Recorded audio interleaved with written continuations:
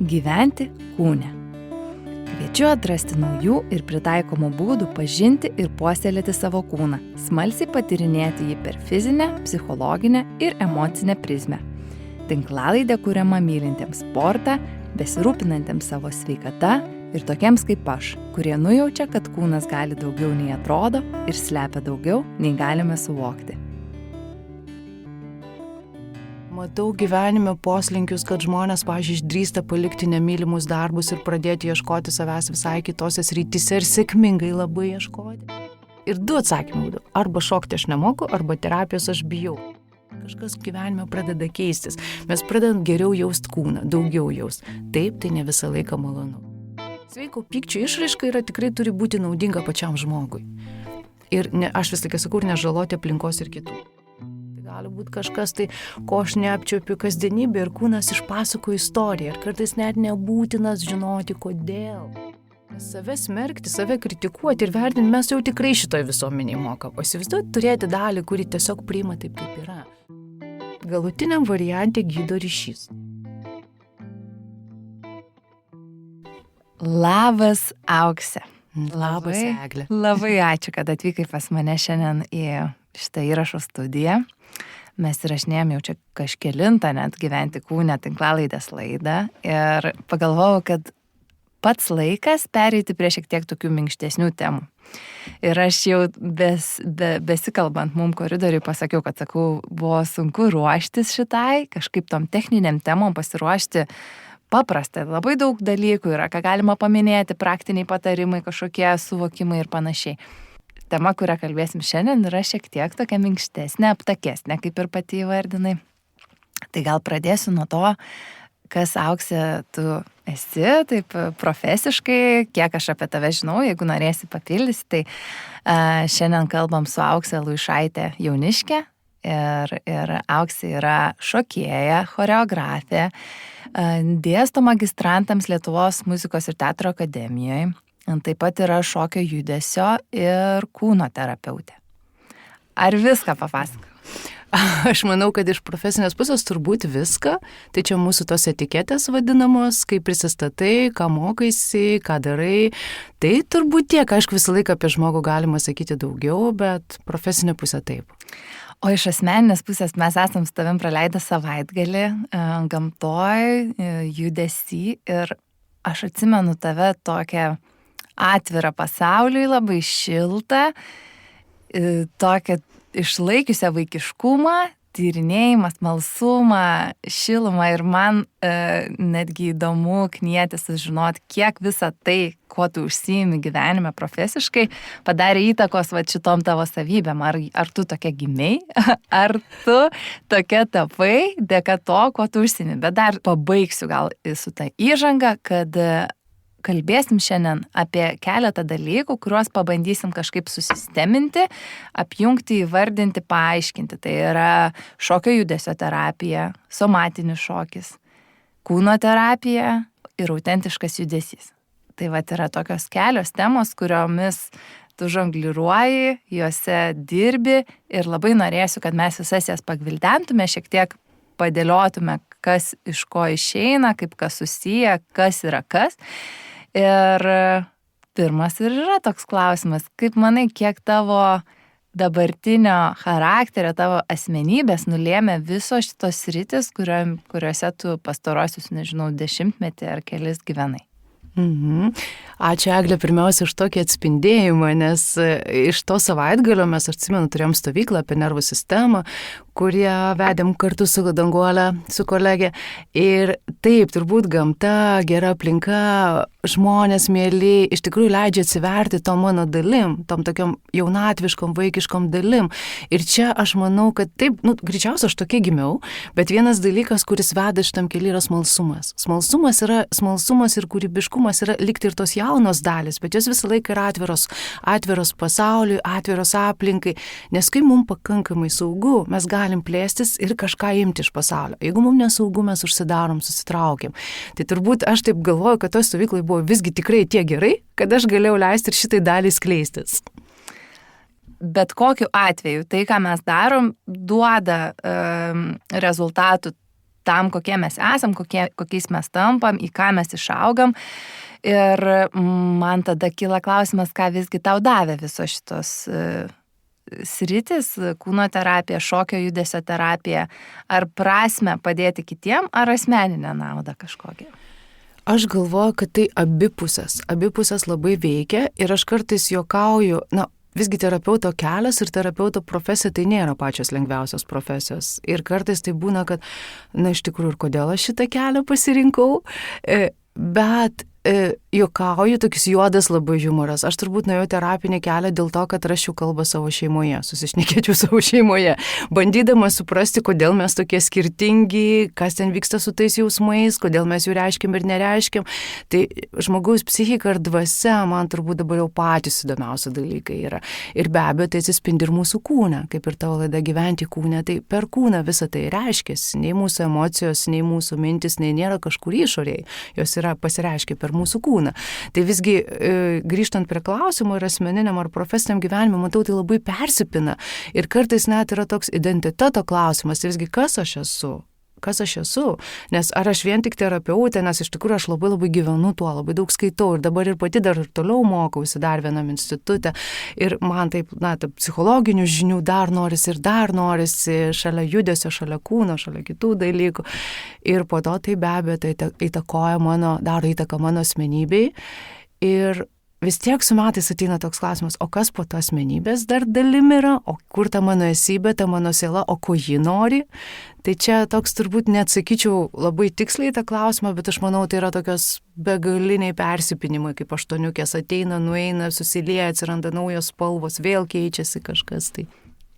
Kad galėtume apskritai apčiuopti visą tai, šokio judesio terapija, kūno terapija, ką paminėjau, gal galėtum papasakoti, kas tai yra ir šiek tiek tokį, kaip dėstytoja, išdėstyti, kas iš ko galbūt yra atsiradę ar kaip susiję, kalbant ir apie somatinį šokį, ir apie darbą su kūnu, tas angliškai bodywork, ir apie autentišką judesį, visas šitas sritis, taip tiesiog padėti išdėlioti, suprasti, kur stalčiukuose kas gyvena. Tai aš gal pradėsiu nuo šokio judesio terapijos, kurie tie ir gal per savo dar asmeninę prizmę. Tai bus paprasčiau man keliauti. Tai kadangi aš visą gyvenimą iš tikrųjų šokau, buvau tas judrus vaikas nenusėdintis vietoj, tai geriausia mano išraiška turbūt buvo judesys ir yra dabar. Ir aš iš tikrųjų visą laiką galvoju, sukosi šokio terapija. Kas tai yra, nežinau.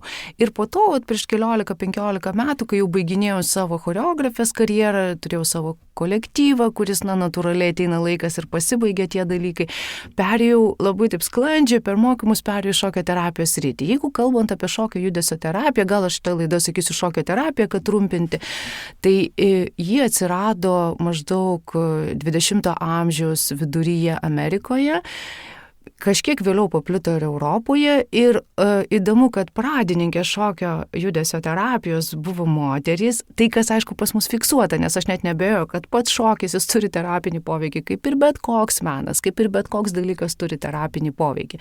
Ir tikrai jis buvo daug anksčiau negu ten tas 20-as amžius. Ritualiniai šokiai, genčių šokiai, šamaniški šokiai, ekstatiniai šokiai, kas bebūtų, žmonės per judesį kalbėjo. Ir ta moteris, tos 3 moterys, kurios yra čia pagrindinės, gal tiesiog neapkrausiu pavardėmis, bet jos buvo, visos 3 prieš tai buvo šokėjos ir jos matė, kad šokis daro tikrai didžiulę įtaką šokėjams ir suprato, kad viena iš jų suprato, kad aš visgi sako, ne pačio šokio moku, bet aš mokau žmonės, aš su jais kažką turiu jau tą ryšį ir kažkas vyksta giliau. Ir jinai pradėjo, tais laikais, Dieve, kaip aš pavydžiu, viena psichiatrinė ligoninė tiesiog įsileido jie dirbti psichiatrijos skyrių. Ir jinai pradėjo dirbti, leisdavo muziką, likti čia labai arti būtų ir muzikos terapija, kaip ir receptyvioji klausimo terapija.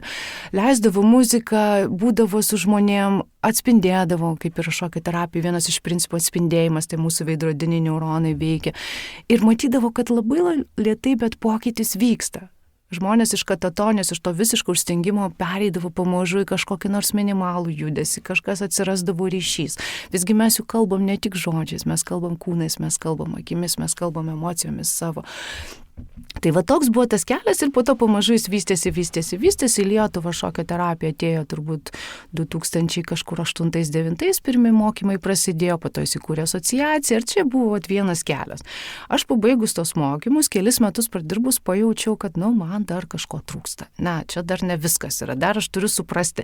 Ir tada nukeliavau būtent mokytis į integruotą darbo su kūnu ir judesio terapijos tokį institutą, kuris atvežamas, jis yra Londone įkurtas, bet jis atvažiuoja į Lietuvą ir jau yra, man atrodo, dabar 5 laida mokosi.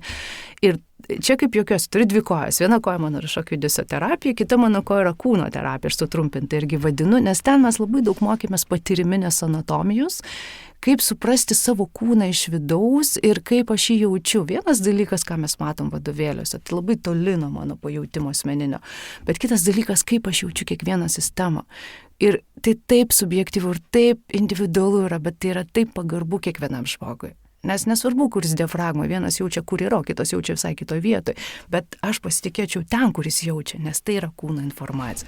Tai taip atėjo, sakykime, ta kūno terapija ir tie bodyworkai, tą mes vadinam, tai prisilietimas prie kūno. Autentiškas judesys visam šitam kontekste, jis yra toks jungiantis, nes jis yra tiek šokio terapijos metodas, tiek mes savo kūno terapijos irgi institutą naudojam autentišką judesį, nes tai yra kaip ir atskira disciplina, bet jinai yra man, yra tokia mistinė, apie ją jau turbūt galėčiau šnekėti kelias valandas. Ir čia jau... O somatinis šokis tai jau buvo mano pačios sudėlioti dalykai, nes supratau, kad galima šokti, pavyzdžiui, savo arteriniu ir veniniu krauju, galima šokti iš savo kepenų, galima šokti iš savo kaulų, galima šokti iš savo žarnynų. Ir tiesiog sudėliojau šitas dvi sistemas, tai tikrai nėra kažkas labai tokio netikėto, nes manau, kiekvienas mes kažką tokio darom. Tai gal nepavadinam. Negaliu patikėti, kad galima šokti iš savo kepenų. Tikrai galima. Ir iš jų galima ir garsą leisti, ir jas galima garsą leisti, ir galima piešti, ir galima daug ką daryti, nes mūsų organai yra kaip, mūsų tam tikros dalis. Ir jos gali ir informacijos duoti, ir mes galim pajausti, kad jos, pavyzdžiui, yra labai įsitempę, kada jos yra užspaustas, kada man reikėtų judesio. Net, pavyzdžiui, dabar, sakykime, sėdint ir klausant, galim paprašyti, pavyzdžiui, klausytojų pasilenkti tiesiog į vieną šoną paprastai. O po to, pavyzdžiui, paprašyti pasilenkti iš savo kaulų ir raumenų sistemos. Vėl būtų kitas pasilenkimas. O trečia, paprašyti pasilenkti iš savo organų. Nes mūsų kūnas yra užpildytas ir kai mes lenkiamės iš organų, mes gaunam tą paramą iš vidaus. Tas pasilenkimas jau bus visai kitas, pavyzdžiui, šoną. Ir va taip patyrinėti jau būtų žingsnis, pajausti savo kūną. Aš pas tave puslapyje perskaičiau, kad yra ir tas patyriminės anatomijos toksai momentas. Tai va čia tai ir yra, apie ką tu kalbėjai. Taip. Pirmą kartą girdėjau tokią savoką, bet labai smalsu suprasti, kaip tai veikia, nes žinau, jog ir pati esu patyrus, pavyzdžiui, būdama pilvo masažė, pilvo srities masažė, kaip mūsų visi organai yra susijęs su mūsų emocinė būsena, kaip jų atpalaidavimas paveikia psichiką. Tai va čia lygiai taip pat turbūt vyksta per šokį. Tikrai ir per judesį. Tikrai tai per šokį, per judesį, per prisilietimą, per kvėpavimą ir per vaizduotę. Aš labai irgi vis kviečiu nepamiršti tokio galingo įrankio kaip vaizduotė, nes mūsų psichika vaizduotė, jeigu mes labai gerai tą įrankį valdom, jinai gali priimti tai kaip realybę, sakykime, ir mes galim vaizduotės būdu labai daug dalykų padėti jiems išjudėti iš vietos, pakeisti, pereiti kažkokią tokią resursinę būseną. Ir visa kūrybinė raiška dar prie visko irgi. Šiuolaikiniam žmogui labai svarbu yra patikėti, remiantis ir tai padeda rėmimasis mokslu. Kaip šitos visos sritis, darbas su kūnu, kurį mokėsi, šokio judesio terapija, kiek jos yra jau ištyrinėtos mokslo, pagristos ir kaip vertinamos čia pas mus Lietuvoje, ar jos jau yra oficialiai laikomas kažkokia terapija? Tikrai taip, tai yra be abejo Lietuvoje, tai yra pakankamai nauja, tas pakankamai nauja, kad mes neturim 100 metų ar 50 metų senumo tradicijos, bet kai prieš, man atrodo, 5 ar 6 metus atsirado jungtinė VU ir LMTA programa, šokio terapijos magistrantus pradėjo ruošti studentus, tai jau, kaip sakant, specialybė atsiranda tada, kai yra mokytis toj šalyje jos kur. Tai kadangi jinai atsirado didelio darbo dėka, tai jau mes esame oficialiai pripažinti, jau žmonės baigę šitą specialybę gali dirbti sveikatos priežiūros įstaigose, psichinės sveikatos centruose, tai yra oficialu. Šita dalis yra tikrai oficiali pas mus.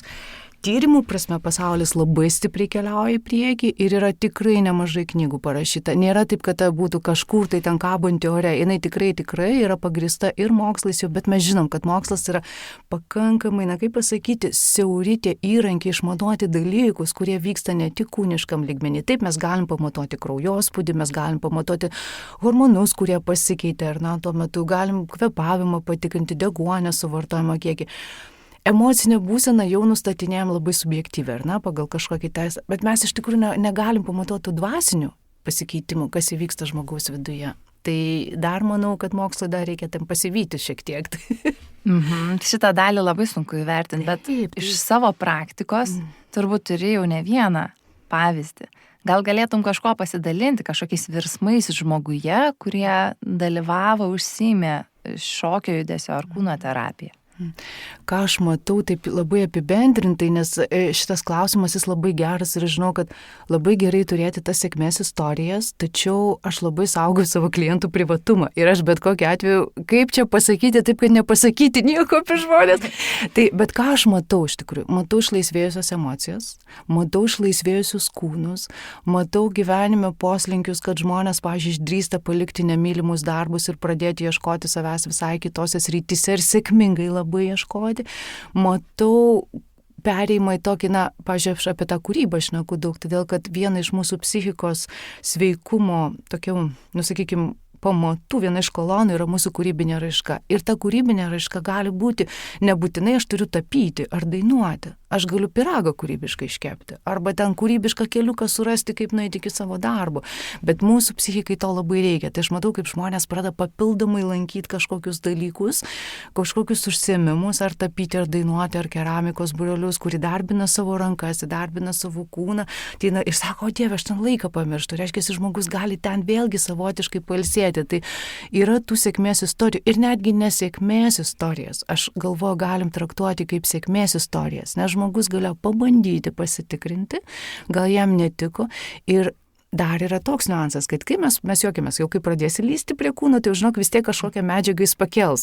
Ir dar šalia to, kadangi aš esu daug metų ir meditacijoje dar, tai su kolegom arba tie, kurie pradėjo medituoti ir po kokių metų kitų sako, kol nepradėjau to daryti, viskas su manim buvo gerai. Nei man kas skaudėjo, nei aš ten kažko turėjau problemų. Ten man klausimas sukasi smegenų gale, tai kodėl tu atėjai tą meditaciją? Ir po to sako, aš viską jaučiu. Man čia tempia, man čia skauda, man čia dar kas, čia prasidėjo santykių klibėjimas šeimoje. Bet aš manau, mes pradedam kažką daryti šitam lygmenį, kažkas gyvenime pradeda keistis. Mes pradedam geriau jaust kūną, daugiau jaust. Taip, tai ne visą laiką malonu, bet kartu tai yra tam tikra prevencija, kad aš, jeigu jau man ten ištisai skauda tą pilvą, galgi visgi verta pažiūrėti, kas čia mano gyvenime vyksta, ko čia nenori mano tas žarnynas priimti ir apie ką tai yra iš tikrųjų. Ar čia jau reikia medicinos ir tyrimus pasidaryti, ar čia yra daugiau psichosomatiniai dalykai. Aš pati kartais vertinu tą savo jautrumą kūnui, tokią kaip ir dovaną ir kaip ir tuo pačiu naštą. Nes tikrai kartais būti taip tokiu jautriu žmogum savo kūno atžvilgiu yra ir sudėtinga. Atrodo, tik tai kažkas ne taip pasikeitė aplinkoje, pasikeitė emocinė būsena, viskas atsiliepia, jauti raumenis, jauti organus, jauti kaip viskas įsitempia, kaip viskas dirba ne taip, kaip norėtum. Ir tai kaip ir tau atrodo, duoda informaciją, ką gali su tuo daryti, arba bent jau, kad kažką daryti. Bet ir kita vertus atrodo, gal kitiem lengviau, kurie taip paviršim labiau, gal, viskas daugmaž gerai, ir ten neįsigiliniai kažką konkrečiai. Bet tuo pačiu, tai turbūt ir atvedė mane prie tokios temos ir kūniškos labai temos, nes čia labai daug slypi tokių žinučių. Ir man ta pati kūrybiškumo tema atrodo, mes esam ganėtinai užsisukę tokiam produktyvume pastaruoju metu, kad viskas turi turėti kažkokį rezultatą, prasmę, aiškumą, norim tą savo laiką padėti taip produktyviai. Ir kūryba, tokia be tikslo, be aiškumo, apibrėžtumo, gali pas daugelį galbūt užspausta. Kodėl tas kūrybinė energija, kodėl jinai užsispaudžia, kur jinai užsispaudžia, ar yra kūne kažkokia vieta, kur mes ją laikom, kur mes ją išlaisvinam? Grįžtant prie kūrybinės temos, aš galvoju, kad kiekvienas, jeigu apie vietą kalbėt, aš manau, tai labai individualu, nes aš dar irgi nepagalvoju, kur ta mano kūryba slypėtų, tai čia labai įdomu būtų kiekvieno paklausti, kur tavo ta kūrybinė energija, iš kur jinai ateina. Bet grįžtant dar truputį tokį ankstyvą mūsų periodą, pažiūrėkit, kaip yra su vaikais. Jeigu jie neturi įrankių, žaislų ar ko užsiimti ir ateina nuobodulys, po nuobodulio dažniausiai ateina kažkokia kūryba. Jie susigalvoja, iš ko pasidaryti žaidimą. Nes mūsų psichikai žaidimai, kūryba tai yra viena iš tokių sveikumo sąlygų. Jeigu mes nežaidžiam, jeigu mes nekuriam, iš tikrųjų tai yra nelabai mūsų psichikai patinka. Mes nueinam tą produktyvumą, veikimą. Bet vieną dalyką apie kūno vietą nepasakysiu, bet iš savo galbūt žmonių patirties pastebiu tokį dalyką. Jeigu mes labai užsiveikiam, mums nebelieka tos erdvės kūrybai. Tai ko reikia kūrybai, reikia pauzės. Pauzės ta prasme, kad ir laiko. Ir pauzės informacinio bado tam tikro. Kad mes nebejimtumėm daugiau informacijos, o šiek tiek atitoltumėm, pabūtumėm ramiai ir bent jau man, tai iš tikrųjų aš išvažiuoju keliom dienom kur nors į kokį ar į mišką, ar į Trobelę, ar į Druskininkus kokius ir tada žiūriu, tik pradeda iš vidaus eiti dėliotis kažkokį dalyką, ir to noriu, bet tai čia mano asmeninis patyrimas. O dabar kažkaip paminėjai, kad negalėtum įvardinti vietos, kur ta kūryba pas mus egzistuoja, kur jinai bujoja kūne. Tai ar apskritai tame, kame tu esi šitoj šokio judesio terapijoje, ar jūs apibrėžėt kažkaip, kad, tarkim, pyktis būna tokioj kūno vietoj, nerimas tokioj kūno vietoj, džiaugsmas, pasitikėjimas, nuolankumas, kitos emocijos turi konkrečias savo vietas, ar kaip tik viskas yra labai, labai individualu ir tiesiog gali visas organizmas kažkaip reaguoti? Geras klausimas, Eglė. Man net įdomu, pavyzdžiui, kur mano pyktis būna, žinau dažnai, o tu žinai, kur tavo pyktis, pavyzdžiui, būna? Krūtiniai. Krūtiniai, ne? Aha. O mano arba po pilvo dešinėje, prie kepenų arba galvoje. Ir aš taip maždaug pagal tai žinau, kad jau čia pykčio emocija ateina prieš tai, negu kad suvokiu kartais. Klausimas tai labai įdomus tuo, kad, pavyzdžiui, kino medicina gali priskirti tam tikriem organam tam tikras veiklas. Ir pyktis tulžies pūslė, jiems eina apie, pyktis eina apie tulžies pūslę, pavyzdžiui, ir kepenis, ne? Gali būti, toksai dalykas. Gali būti pagal, jeigu mes paimtumėm kokį ten Vilhelmą Reichą, kuris dėlioja tas šarvus, raumeninius šarvus žmogaus kūne ir tam tikras dalis, ten bioenergetinė analizė, jie gali kalbėti, kad pyktis, pavyzdžiui, gali būti galvoje. Yra labai labai daug skirtingų vietų. Aš visgi prisiriščiau prie to, kad kiekvienas gali mūsų jaustis individualiai, bet tam tikrų schemų mums visgi reikia. Bent jau reikia kaip tam tikro žemėlapio, kad tada žmogus žiūri, ar tas žemėlapis atitinka jo kūną ir jo asmenybę, ar netitinka. Tai tikrai daug yra sistemų, aš manau, kai kartais juokingai atsidarai Google ar tai ten, pavyzdžiui, emocijos susijusios su kuo, tai ten įvairiausių sistemų gali įvairios mokyklos įvairiai primėtyti. Ir jeigu skamba, kodėl nesinaudoti tomis? Ir jeigu neskamba, aš irgi turiu atravą. O tai kur mano iš tikrųjų? O kur mano tas pyktis, pavyzdžiui, ne?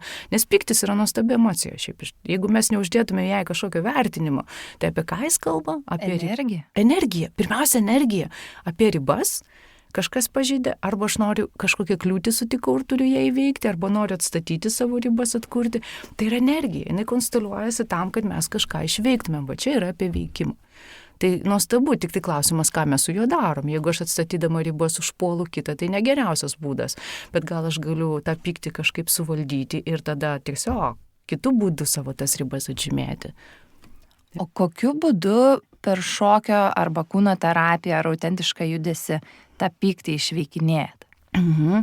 Tada yra keli būdai. Vienas dalykas, jeigu žmogui labai labai jau daug jo prisikaupia ir dažnai, kai daug prisikaupia, net išeina į tokį psichosomatinius skausmus įvairius, kūnas įtampa iškeliauja, galvos skausmas, migreniniai skausmai, viena iš priežasčių, kas gali būti daug prisikaupusio pykčio, gali ir pilve būti įvairiai. Rankos būna labai įtemptos, pavyzdžiui, kumščiai suspausti. Tai jeigu jau yra taip, mes pirmiausia mokomės atpažinti, kas yra, ir tada galbūt reikia išraiškos. Įvairios išraiškos.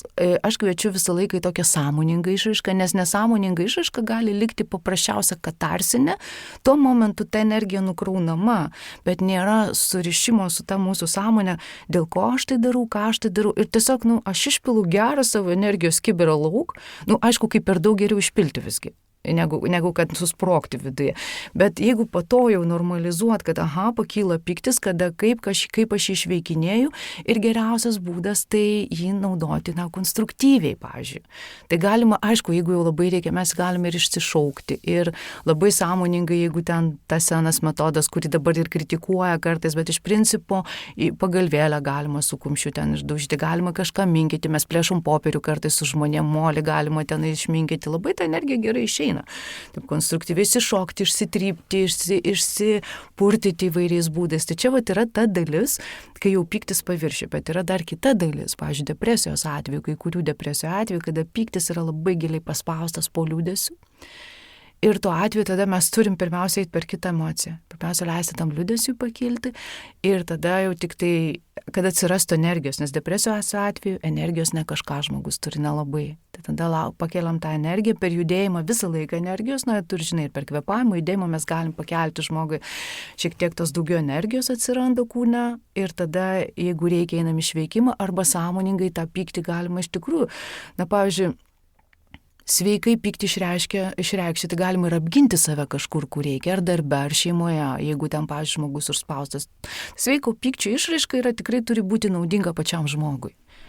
Ir aš vis laiką sakau, nežaloti aplinkos ir kitų, jeigu spėjai. Juodas humoras, bet, ta prasme, kartais visai būna, visokio atveju teko matyti ir, tiesiog žmogui labai daug prisikaupia ir tada jau ir skylė gali būti sienoje ir ten atsitinka variantai.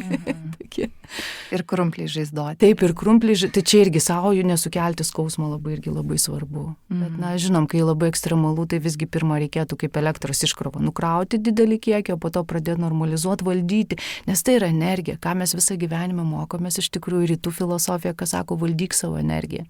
Valdyk savo energiją. Emocijos yra spalvos, jos yra spalvos. Ir iš savo patyrimo, ir iš savo klientų patyrimo, iš savo asmeninio labai tokio gilaus patyrimo pasakysiu, kad po pykčių labai dažnai slypi didžiulis kiekis skausmo. Didžiulis kiekis skausmo. Jis nėra šiaip sau tas pyktis. Tai dar susitikti su ta dalim, nes jau skauda dažniausiai sielą dėl kažkokių tai priežasčių.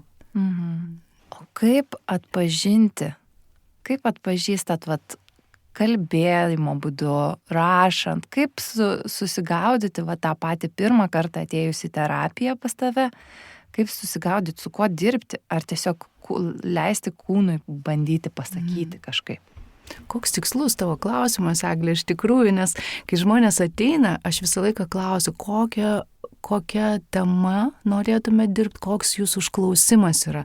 Ir kartais žmonės nežino, nes atveda mūsų į terapiją dažnai intuicija, aš turiu eiti, bet mes dar negalim įvardinti to klausimo, labai tikslus jisai. Ir mums užtrunka sesijų, kol mes jį įvardinam kartais.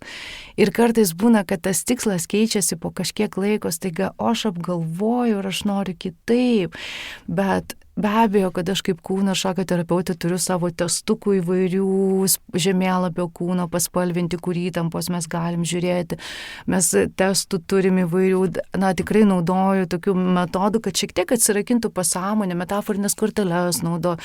Tada žmogus pradeda kažką iš savęs kelti. Nes kaip yra iš tikrųjų, viena mūsų dalis, tas veikoji, iš tikrųjų nori pagalbos, jinai nori sveikti, jai reikia palydėjimo tiesiog. Bet yra mūsų psichikos gynybos, kurios darys viską, kad tu nejudink kaip yra, nes gali būti blogiau arba dar skaudės. Nes kartais tikrai tą skausmą, tą maudimą mums reikia praeiti. Tai geriau nejudink, geriau to danties netaisyk, gal kažkaip išgėrus analgino ten viskas praeis. Tai yra ir ta dalis. Tai mums kažkaip per žaidimą, per tyrinėjimą. Nes jeigu tik psichikai pasakysi, žinai, mes dabar keisim, tai viskas užsistabdo. Ne tiek daug tų motyvuotų žmonių, kurie sąmoningai lysi šitą. Bet jeigu sakom, tyrinėjom, žaidžiam, kaip tai galėtų būti, iš karto atsileidžia tos gynybos. Ir tada galima labai švelniai, labai po truputį, aš iš principo esu už švelnų ir lėtą metodą. Nes tais drastiškais pakeitimais jie įvyksta kartais, bet tai dažniausiai žmogus būna jau didelį darbą nuveikęs iki tol su savim. Ir tada jie įvyksta. Tai tikrai čia ne terapeuto nuopelnas. Ir iš principo aš nemanau, kad kas nors yra terapeuto nuopelnas. Atsiprašau iš karto savo kolegų, bet aš manau, kad žmogus pats dar padaro. Mūsų tikslas yra paliudyti ir palydėti. Tai čia taip aš galvoju. Aš pati iš savo terapinės patirties, nes esu įvairių terapijų bandžius, tarp jų ir kūno, ir šokio, tai kažkaip žinau, kad kad psichika tikrai turi tą gynybinį sluoksnį ir pačiam jį įveikti yra labai sunku, turbūt todėl ir yra terapeutas šalia. Mes kažkaip apsisaugom, kaip veikia mūsų smegenis, kad mes neleidžiam savo prieiti kitų labai skausmingų emocijų. Aš manau, dabar, kai tu paklausai, man atėjo tokia, metafora lygiai taip pat, kaip veikia kūnas prie sužeidimo. Jeigu mes užsigaunam ir įsispjaunam kažkurią vietą, mes tos vietos niekam neleisim liesti, ar ne? Dėsim bintą, dėsim pleistrus ir tik nelieskit. Ir tai bus ilgą laiką, kol nesugys ta vieta. Aš manau, labai panašiai veikia mūsų psichika. Jeigu mes patyrėm kažkokią žaizdą, mes geriau toj vietoje nebesilieskim, nebeleiskim, kol ta žaizda apgyja. Kai apgyja ir, kaip aš sakau, lieka, nebekraujuoja, bet jau lieka tas randas, tada galbūt galima atsisukti ją, žiūrėti ir kažką apie tai kalbėti. Ir tu teisi, kartais tikrai reikia kito žmogaus kaip refleksijos, tačiau vėlgi gal nėra ta mano patirtis tokia didelė, gal kokiu ten 40 metų darbo, jeigu aš dar būsiu gyva, pasakysiu kitaip, bet dabar aš galvoju ir iš visų savo studijų, ką dedu, kad nelaužykim tų gynybų žmogaus, nes tai yra jo adaptacijos mechanizmai šitam pasaulyje. Net jeigu jos tam tikrų momentų, jos kitampa nebenaudingos, žmogus pajaučia ir tada jos kažkaip gali pradėti po truputį nutirpinėti, birėti, kažko keičiam, bet jos mums reikalingos. Jeigu mes jas sulaužom, tai ką, paleidžiam žmogų nuogą, pliką į gatvę ir tu gyvenk. Ir kaip jam gyventi, jis vėl kažkur gali susižeisti. Tai šito vietoj gynybos jos buvo, aišku, ateina laikas, kai jau nebereikia jų, tikrai nebereikia. Tada gali terapija truputį padėti žmogui pirmiausia pamatyti, kas vyksta sąmoningai. Žiūrėk, tu čia visą laiką, pavyzdžiui, užsidarai ir giniesi, ar tikrai jau taip nesaugu dabar yra? Ar jau tikrai tu negali tiesiog to daryti? Tai žmogus pats renkasi, kokiais žingsniais, kiek, saugu, nesaugu, bet čia jo sprendimas yra.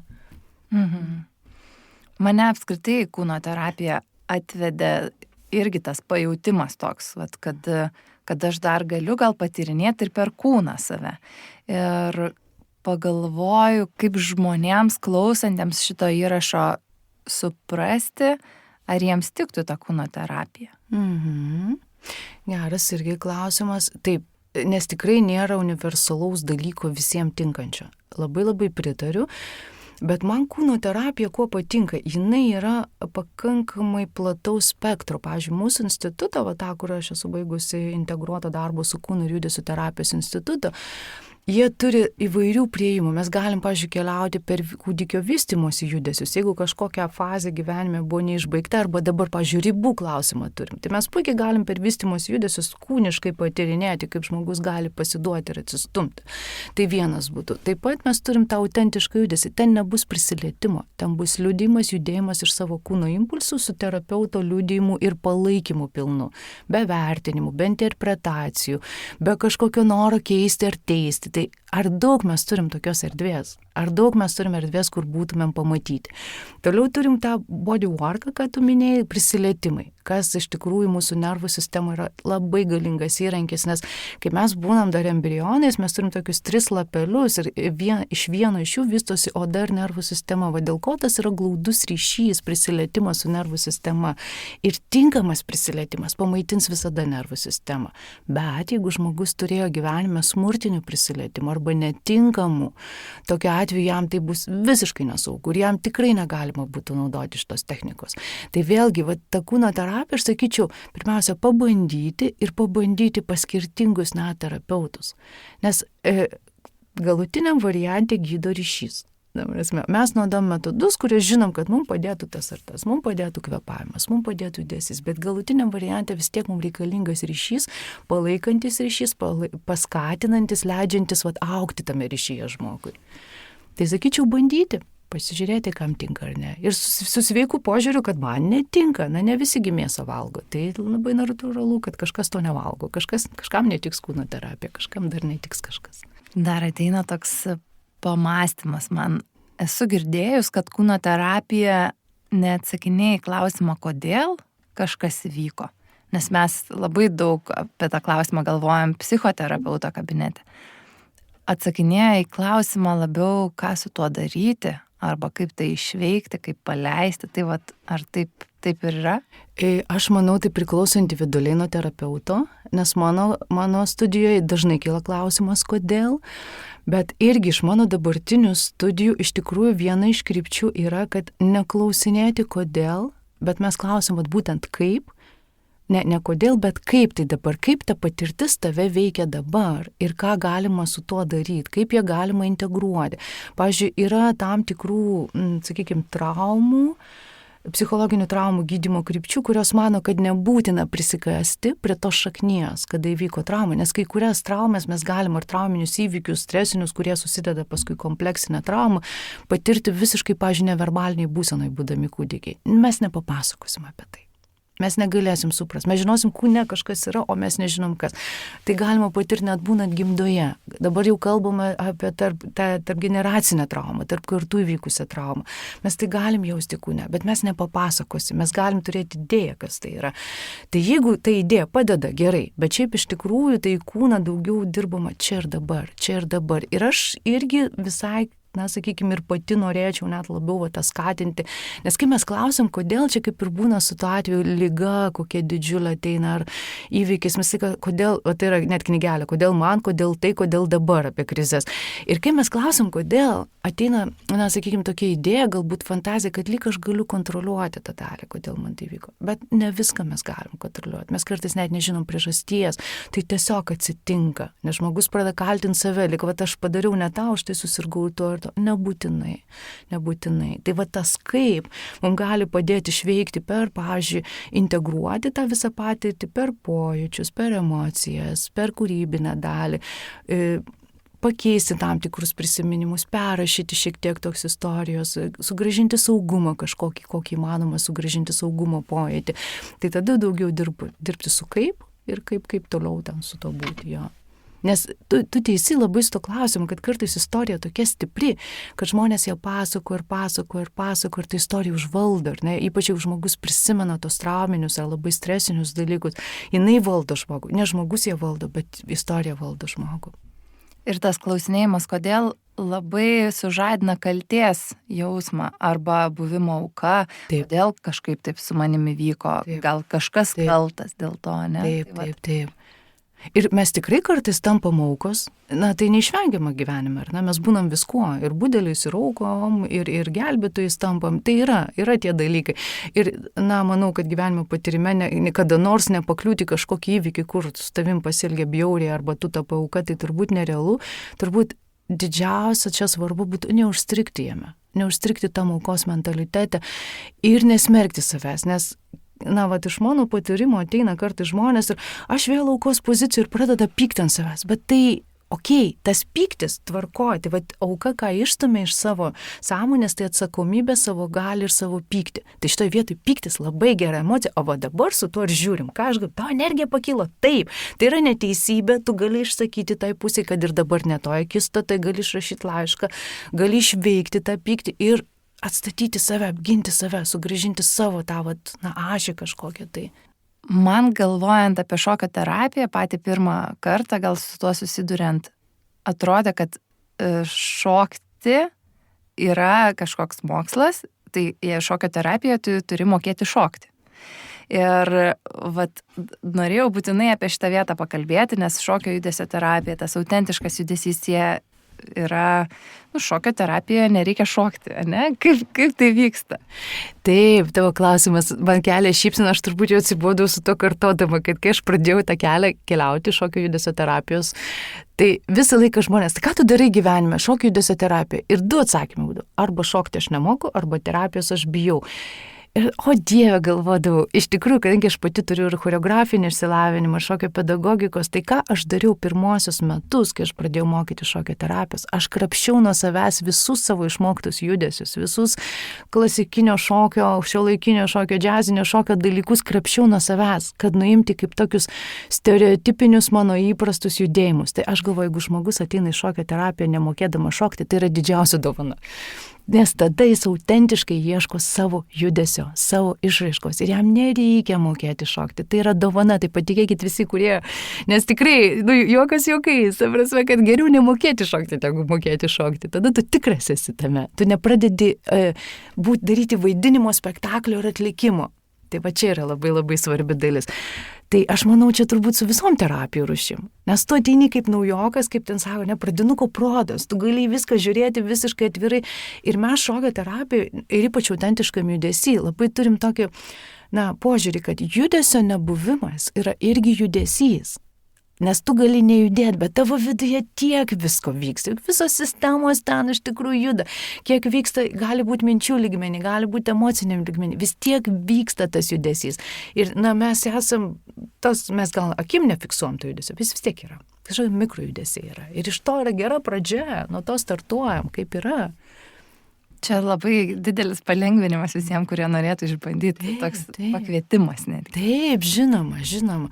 Ir aš pamenu, aš kai pradėjau vesti autentiško judesio grupės, gal prieš 10 metų, ir linkėjimai tai moteriai, kurie jeigu neklausys dabar, bet nesakydavo, aš galiu ateiti pagulėti prie spintos. Ir aišku, negulėdavo, jinai judėdavo, bet tas pirminė intencija, kad, gal aš, pavyzdžiui, neturiu nuotaiko šiandien, arba aš pavargus, aš tiesiog visi judės, aš pagulėsiu prie spintos. Tai yra leidimas savo būti toks, koks tu esi, be reikalavimų. Nes kai aš ateinu į treniruotę šokio, pavyzdžiui, kas irgi turės to puikų poveikį kūnui, aš vis tiek, kaip prisipareigoju daryti su visais kartu, jeigu nedarau, tai dažniausiai vadovo arba treneriui yra klausimas, tai kas čia yra ne taip su to žmogum. Ir tada pradėjus nejaukiai, o čia gali būti visoks. Gali nueiti į kampą, apsitėti pleduką aplink save ir man dabar taip yra. Aš noriu gal juoktis, verkti ar ten dar kažką kitą daryti. Tai aš nesakau, kad yra visiška anarchija, bet yra pasirinkimas sąmoningas, kad šiuo metu mano nejudėjimas yra mano judėjimas iš tikrųjų. Ir čia labai gražiai pereina prie to, kas yra tas autentiškas judesys, nes nežinant suvokti tai yra ganėtinai sudėtinga. Aš iš savo patirties galiu pasakyti. Atradau tą autentišką judesį tiesiog ieškodama pačios terapijos ir mane labai nustebino. Nežinojau apie ką tai, kas tai bus, įsivaizdavau visai kitaip. Įsivaizdavau su muzika, visi ateina ir šoka taip, kaip nori. Įsivaizdavau autentišką judesį.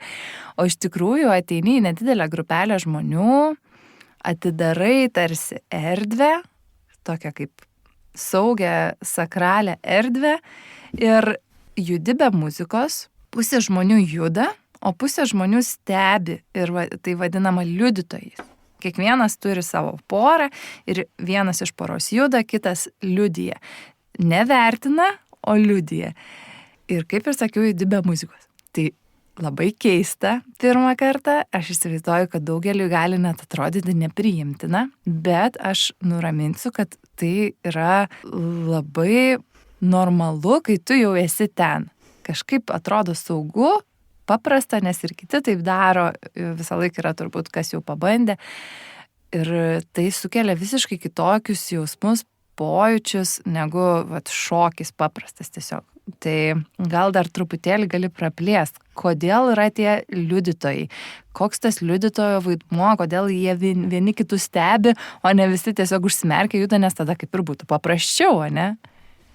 Tu taip gražiai papasakoji dabar, kad jeigu aš nežinočiau autentiško judesio, aš ateičiau pas tave užsiėmimo. Taip gražiai ir taip aiškiai, tiksliai, per kelias minutės susakėjai tą esmę, kurią toks paprastas dalykas, ar ne, judėti tyloje, užsimerkus su liudytoju. Bet taip, tu teisi, ne visiems priimtina, nes kai žmonės išgirsta, kad nebus muzikos, jie nori pabėgti užsiėmimo. Ir aš apie tą muziką dar noriu pasakyti. Muzika tai man yra taip, kaip yra upė ir muzika yra valtelė. Aš įsėdu į tą valtelę ir aš plaukiu pagal tą jau valtelę, kaip jinai mane neša. Muzika duoda jau savo kažkokią kryptį. O kai mes į tą upę įbrendam patys, tada jau mes plaukiam patys. Tai čia autentiškas yra, kad aš plaukiu arba neplaukiu, esu tam vandenį pats, kaip aš esu, be jokios pagalbos. Bet čia yra tokia nuostabi erdvė skleistis tai, kas ateina iš vidaus. Dabar ir kad nenueiti šitą pusę apie tos liudytojus klausimas. Klausimas labai geras. Iš tikrųjų, esminė autentiško judesio turbūt mintis yra, kad tas išorinis liudytojas, mes jį vadinam iš tikrųjų judėtojas ir liudytojas, yra dvi pozicijos, bet aš jį dabar gal paprašiau pasakysiu stebėtojas, kuris nevertina, neinterpretuoja, neteisia, nesako, kaip turi būti. Jisai yra tas išorinis stebėtojas, kurį vėliau judėtojas integruoja į savo vidų. Tai čia kaip ir tokia būtų labai dvasinė, labai tokia, iš rytų net atėjusi praktika, nors jinai turi šaknų, aš dar pasakysiu, tas 3 šaknis autentiško judesio, jinai turi, kad ir vakarietės išvystyta, bet labai daug turi rytietiško prieimo, tokio rytų filosofijos. Vystom savo vidinį liudytoją, vidinį stebėtoją Todėl iš pradžių kartais būna, kai kurie žmonės, aš kaip sakau, jie gimsta su juo. Ir jam jau nereikia jokio autentiško judesio, nors šiaip pati praktika yra labai resursinė. Tu gali, sakykime, išjudėti, prieiti prie tam tikrų dalykų. Man kartais atneša įvairių atsakymų. Tai tam savotiška meditacija, tai gali būti kažkokia kūrybinė raiška, tai gali būti kažkas, tai ko aš neapčiuopiu kasdienybė ir kūnas išpasako istoriją. Ir kartais net nebūtinas žinoti, kodėl. Jeigu aš ją praeinu kaip ir tiesiog užsidaro jinai. Tai tas išorinis liudytas pamažu tampa to vidiniu liudytu, mes kaip ir integruojam tą išorinę dalį save, nes save smerkti, save kritikuoti ir vertinti mes jau tikrai šitoj visuomeniai mokam. O įsivaizduoti turėti dalį, kuri tiesiog priima taip, kaip yra. Jis visiškai priima taip, kaip yra, nes jo principas autentiškai yra labai negražiai lietuviškai skamba, nes vertinys iš anglų kalbos, bet tai yra atjautus judesio tampančio sąmoningų liudijimas. Tai reiškia, viską, ką mes darom, aukščiausia meilės forma yra atjauta. Tai tiesiog aš matau ir priimu, kaip yra. Tai čia yra labai labai stipru, man atrodo. Ir grįžtant prieš autentiško judesio šaknų yra 3 šaknys, tai yra šokis, kaip pats judesys, tada gydymas ir misticizmas. Tai tos 3 dalys, jos yra labai labai svarbios, kiekvienas žmogus gali tyrinėti savo per svarbiausią dalį, arba per visas 3, arba per 2, taip kas jo tam etape yra. Ir aš galvoju, aš pradėjau nuo šokio, dabar esu tam galbūt daugiau gydymo ir daugiau to ir misticizmo, tai aš tikrai esu patyrus tiek savo, tiek ir kitų liudijusi, tikrai labai mistinių patirčių būna, kurių tu tokio dydžio ir gylio, kad tu negali sudėti į savo supratimą ir savo patirtį, bet aš tiesiog su nuolankumu jas stebiu ir žinau, kad jos suras vietą to žmogaus gyvenime ir mano gyvenime suranda.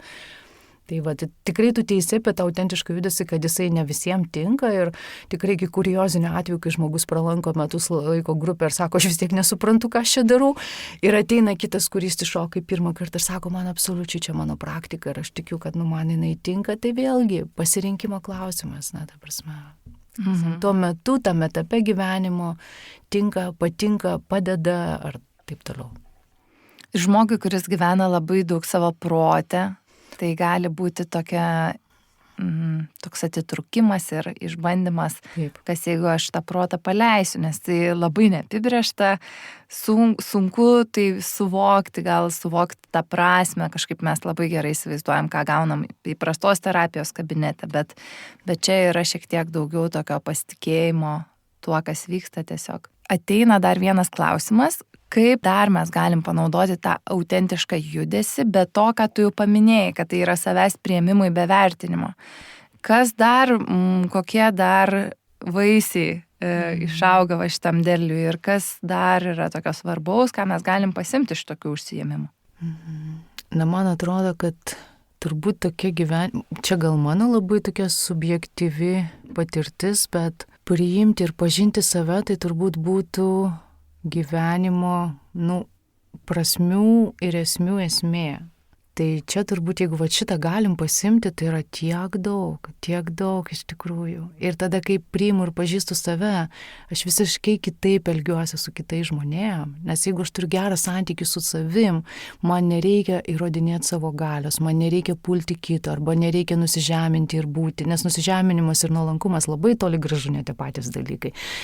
Tai man atrodo, čia yra labai labai stiprus pamatas. Jeigu šitą vystant, tai aš nežinau, man atrodo, visa žemė geresnė pasidarytų ir mums nereikėtų nieko įrodinėti, kovoti, naikinti žemės ir teršti jos ir karūna būtų. Čia mano tokia, nežinau, idėja, fantazija tokia labai su palinkėjimu net.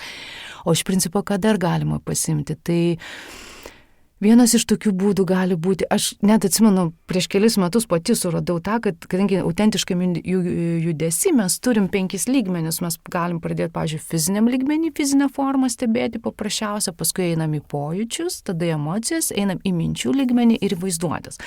Tai, pavyzdžiui, atradau tą, kad pabandyti žmonėm, kurie labai prote, išjudėti su savo mintim. Ir mes ten turim tokį žaidimą, negatyvios, pozityvios, neutralios mintis ir judi. Tai vien taip pastebėti, kaip kūne veikia mūsų mintis, ką jos daro mūsų kūne ir kaip mes reaguojam. Tai yra labai didžiulis patyrimas ir labai vertingas, nes aš tada matau, kai aš užsisuku savo rate, kas vyksta su mano kūnu. Ir labai dar įdomus dalykas, tas, ką mes su studentais atradom, kai tu tas, pavyzdžiui, mintis tyrinėjai ir judi, tai kūnas pats pradeda judesiu reguliuotis, įvyksta savireguliacija, atvirkštinis procesas. Ne tik, kad tu išjudi mintį, bet dar kūnas ir suranda būdą per judėjimą arba nejudėjimą tą, sakykime, subalansuoti, atrasti pusiausvyrą. Tai būtų tas dalykas. Be abejo, kad autentiškam judesi kaip meditaciniai praktikoje gali ateiti įžvalgų, gali ateiti įkvėpimai įvairūs, atsakymai, kūrybiniai dalykai. Tikrai taip. Tai man jinai tokia šita praktika viena iš tokių pamatinių, labai labai galingų, labai kaip būna paprasti dalykai yra genialūs. Nieko ten pati bandai, pati žinai, nieko kažko nereikia. Jei, kaip mano mokytojas sakydavo, ko reikia autentiškam judesiui? 2 žmonių. Viskas. Ir daro, ta prasme, viskas. Tu susirandi erdvę, bet kur tai gali daryti. Jau tai yra patyrimas. Nes to reikia tavo liudytojo, kad tu neliktum vienas, kad tu turėtum tą palaikymą, kad tu būtum matomas. Ir dar mūsų sociume, ir turbūt jau Europai labai stipriai, paskutinė, nežinau kiek jau metų, daug, jau čia šimtmečiais galim kartoti, kad neturim to gerojo matymo patyrimo. Ir kad mes nesam matomi tokie, kokie esam. Visą laiką iš aplinkos lyg ateina kažkokie reikalavimai, po to tie reikalavimai jau mūsų viduje skamba, kaip aš turiu atrodyti, kaip turi būti, kaip aš turiu atitikti to sociumo dabar normas įvairias, kaip aš turiu elgtis. O matyti žmogų toks, koks jis yra, kaip būna labai gerą pavyzdį skaitau, kaip ėjo pasivaikščioti 2 suaugę ir vaikutis mergytė ir nebėgo ir paskui nubėgo priekį, atsisėdo ant akmens ir sako, pažiūrėkit, kaip aš sėdžiu. Ar mum ateiti galvo, kam nors pasakyti, pažiūrėk, kaip aš sėdžiu. Be jokių, ne tai, kad gražiai, negražiai, čia nėra vertinimų, mes būdvardžių nededam. Pažiūrėk, kaip aš sėdžiu, tai yra aš tave matau. Ir kai aš tave matau, vadinasi, tu esi ir aš esu, ir aš egzistuoju, mes abu egzistuojame, mes esam šito žemėje, nes aš tave matau.